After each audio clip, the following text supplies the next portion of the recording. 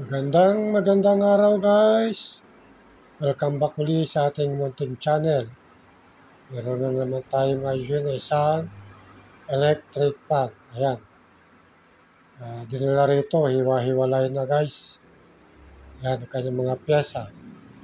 Ito. Ito yung kanyang gearbox. Ayan, hiwalay na sa kanyang motor. Ayan guys. Isang Mega Saver, oh. Ayan, baliktad pa yung logo niya. Ngayon lang tayo makakapagay sa ganitong electric fan na Mega Saver. Ito yung kanyang likod. Ayan. Nakalaylay na yung kanyang capacitor. Ayan. 1.5 microfarad. So, ayan yung kanyang wiring. Parang yung nangyari sa kanya.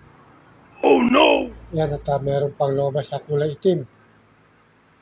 So, ayan guys, hindi ko na ito isasaksa kasi kitang-kita naman guys na anong nangyari dito sa electric fan na to at bakit nagkaganito.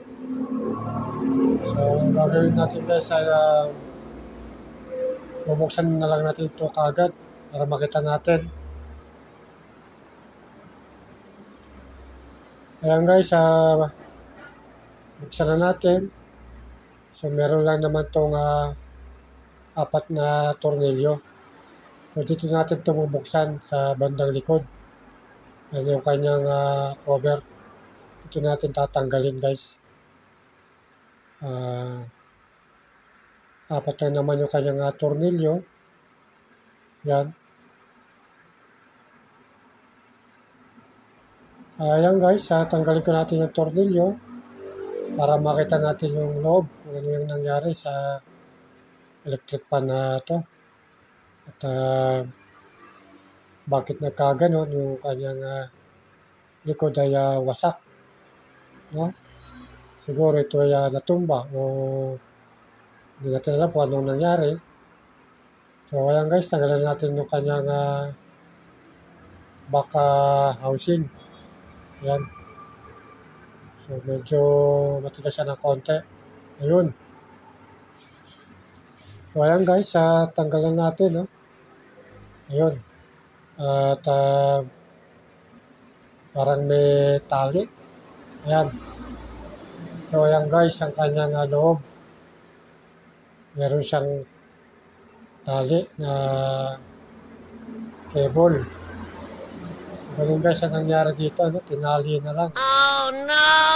So ibig sabihin ay may gumawa na sa electric fan na to. Ayan. Nahigpit yung kanyang pagkakatali para hindi siguro matanggal.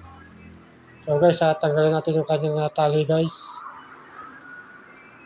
Ayan guys, tanggal ko na yung kanyang tali. Ito yung kulay itim na nakikita natin. Ito yung tinatawag na fuse. Ayan, yung kanyang fuse. Ayan guys, yung kanyang loob. Buhol-buhol. Yung nangyari sa kanya at bakit nagkaganon na buhol-buhol yung kanyang wiring. So, tanggalin mo natin lahat guys.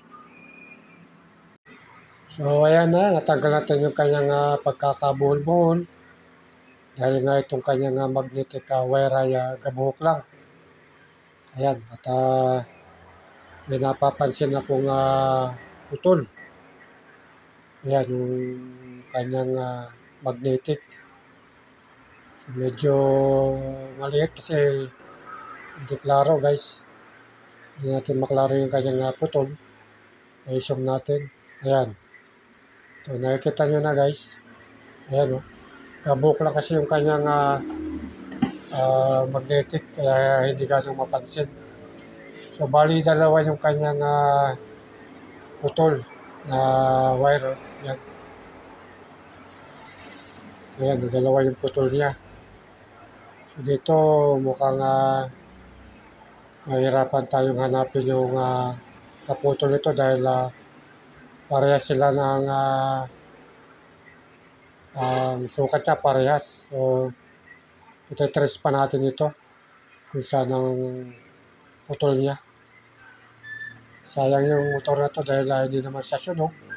Kung hindi, nagkabulbula yung kanyang magnetic wire.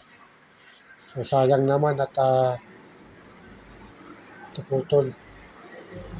So dito ang mangyayari dito guys ay siguro papalitan na lang natin itong motor.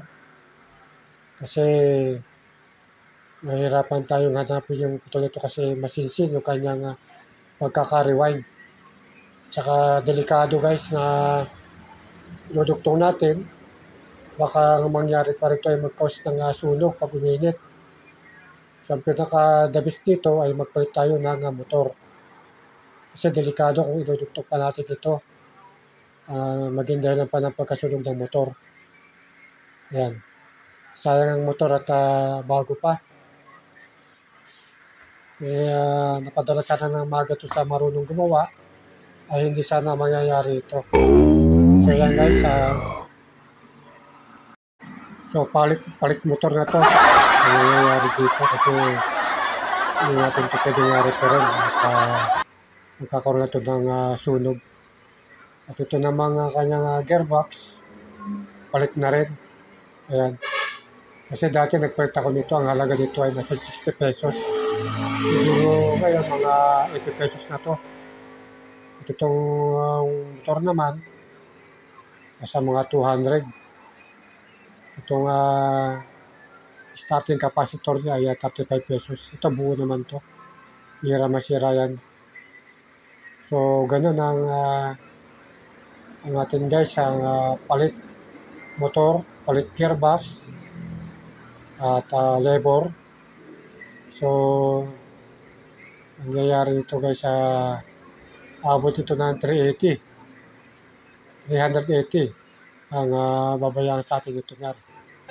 So, dito siguro, palit na lang ng bagong electric pan. Hanggang dito na lang po muna ang ating video. Maraming salamat guys. Hanggang sa muli.